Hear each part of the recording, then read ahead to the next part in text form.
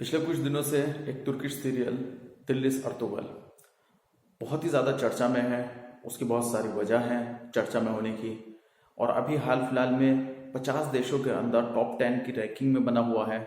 आखिर क्या वजह है उसकी कि जो ये सीरियल इतनी ज़्यादा टीआरपी पा रहा है, इतनी ज़्यादा चर्चा का विषय बना हुआ है।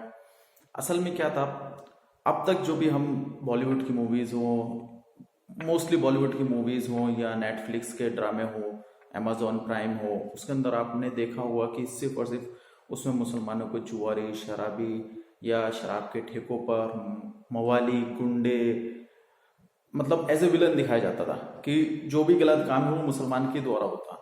जो भी गलत काम हो रहा है वो सिर्फ और सिर्फ मुसलमान कर रहा है, उसके सिवा और कुछ है ही नहीं। क्या है वो, मतलब किसी का किडनैप करना हो या किसी लड़की को जिस्म फरोशी में धकेलना हो या किसी भी तरीके से, एक तरीके से इस्लामोफोबिया का सबसे बड़ा विजुअल इफेक्ट ये बॉलीवुड या नेटफ्लिक्स, अमेजॉन प्राइम या हॉलीवुड स्तर पर जहां पर भी जिस लेवल पे दिखाया जाता था वो सब दिखाया जा रहा था। अब कुछ दिनों से अर्तगल गाजी, दिल्लिस अर्तगल तुर्किश सीरियल, जो कि अब उर्दू ट्रांसलेट में मौजूद है, आप यूट्यूब पे भी देख सकते हैं और प्ले स्टोर से इसका आप एप्लीकेशन डाउनलोड कर सकते हैं। वहाँ से आप इसके एपिसोड डाउनलोड भी कर सकते हैं और वॉच भी कर सकते हैं डायरेक्ट। अभी इस दिल्लिस अर्तुगल के अंदर वो सब कुछ दिखाया गया है, वो हकीकत दिखाई गई है कि मुसलमान क्या थे, मुसलमान का तारीख क्या थी। गलती असल में हमसे हुई, लोगों ने हमारी तारीखों को मिटाया, तो उसमें सबसे बड़ा योगदान हमारा था। अगर हमारी तारीखों को, हमारी किताबों को मिटाया गया तो हम लोग गलत थे, क्योंकि हमने उन्हें मिटने दिया।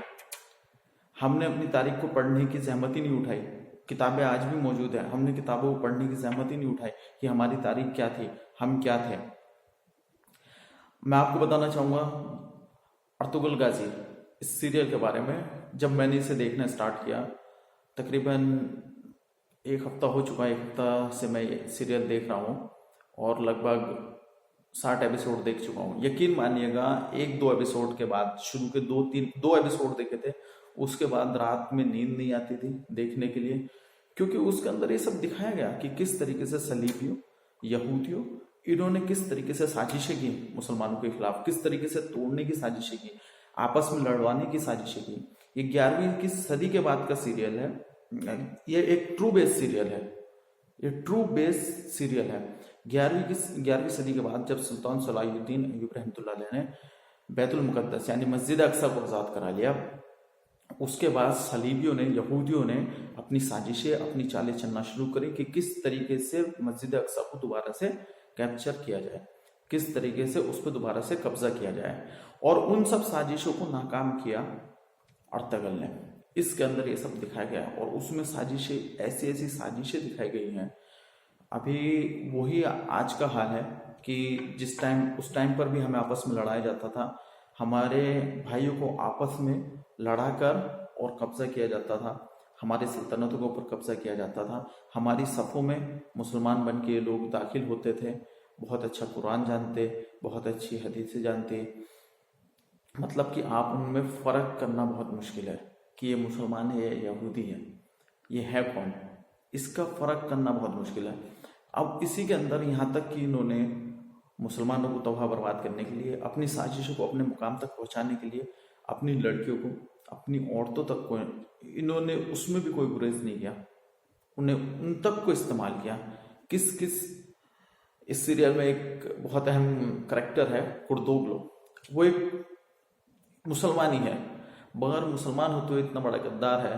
वो भी ये दिखाया गया किस तरीके से हमारे लोगों को खरीद कर, या हमारे जो कुछ जयचंद लोग हैं जो आज भी कुर्दोगलू जैसे आज भी मौजूद है हमारी कौम के अंदर, जो हमारी कौम का सौदा करते हैं, बहुत ही बेहतरीन तरीके से, बहुत ही ज़बरदस्त तरीके से इसके अंदर दिखाया गया है।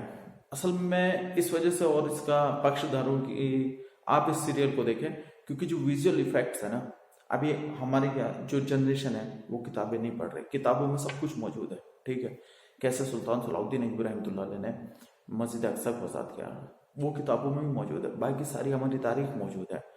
जो हुकूमत आई है, कहीं पर भी हमारी सिर्फ तारीख को मिटाया, हमारे इतिहास को मिटाने की कोशिश की गई किताबों से। ठीक है, मगर हमारी सबसे बड़ी कमी ये रही कि हमने उसे पढ़ा ही नहीं। अगर हम अपने बच्चों को पढ़ाते या हम खुद से पढ़ते तो हम अपनी तारीखें नहीं भूलते।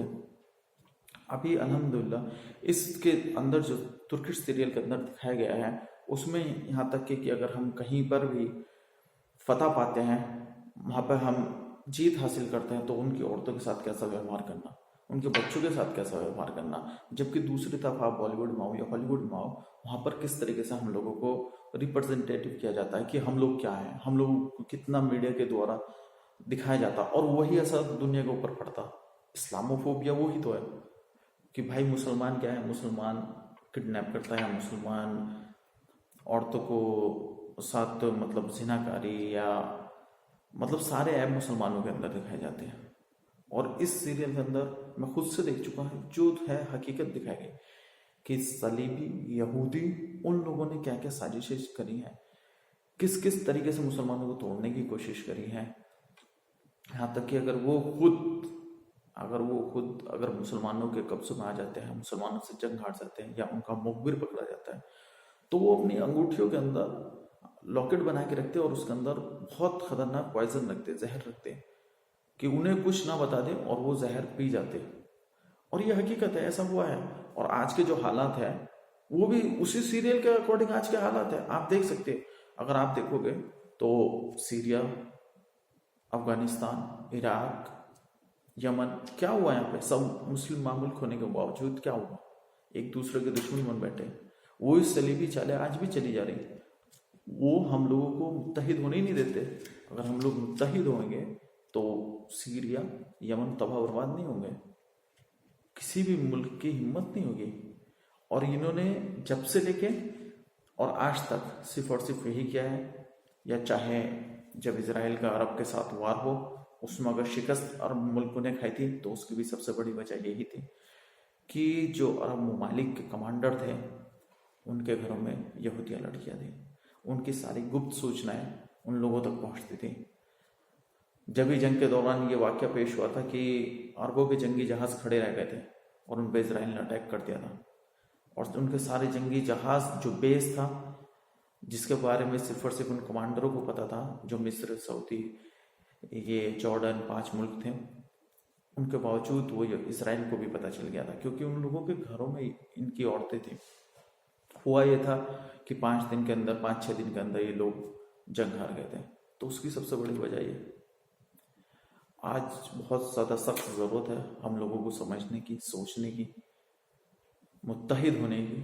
ठीक है, इंशाल्लाह फिर एक दिन बैतुल मुक़द्दस आज़ाद होगा इंशाल्लाह। और मैं आपसे रिक्वेस्ट करता हूँ कि सबसे पहले तो आप, अभी रमज़ान है, इबादत करें, जितनी ज़्यादा से ज़्यादा हो आप इबादत करें।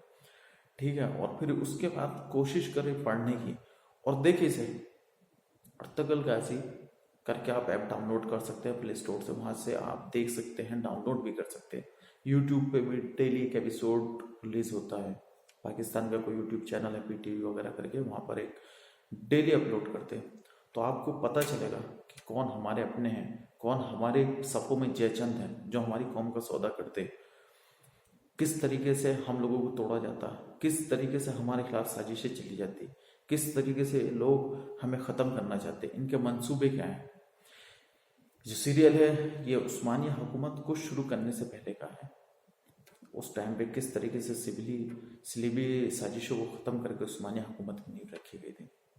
अल्हम्दुलिल्लाह मैं भी देख चुका हूँ बहुत, और अभी देख रहा हूँ, और आपसे भी उम्मीद करता हूँ आप पढ़े तारीखों को अपनी। ठीक है, अभी नेटफ्लिक्स और अमेजोन प्राइम ये सब पे जाओगे तो सबको मुसलमानों को, या बॉलीवुड की बहुत सारी मैं मूवी देखा, सिर्फ और सिर्फ मुसलमान कि अटैक करे तो मुसलमान, देश के अंदर वो मतलब जो भी सारी गलत हरकतें मुस्लिम, और ये इस्लामोफोबिया है। ठीक है, चलो दोस्तों, फिर मिलते हैं एक नई वीडियो के साथ। जय हिंद।